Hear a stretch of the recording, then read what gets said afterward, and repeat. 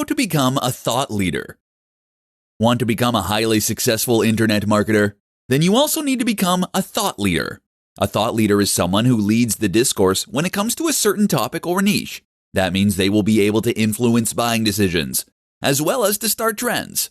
Influencers are in demand for advertisers because they can greatly help them to gain exposure for their products, not to mention driving more sales. Imagine what you could do for your own brand or digital products as an influencer. So how do you become an influencer? The key is to understand that an influencer needs to have something unique and interesting to say. And this is where a lot of internet marketers go wrong. It's why a lot of internet marketers are not also influencers.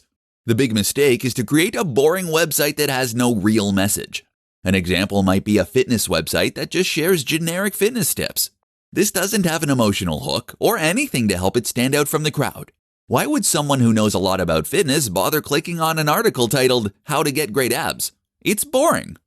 Instead, a thought leader is someone who can bring unique insight to a topic, based on their own passion, experience, and knowledge surrounding the topic.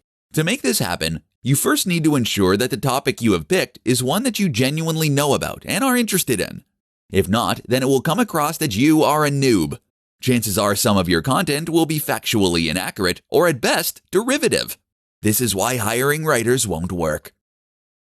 At the same time, you also need a brand and a message that is different from the competition. Again, a general fitness brand is not that. What is that?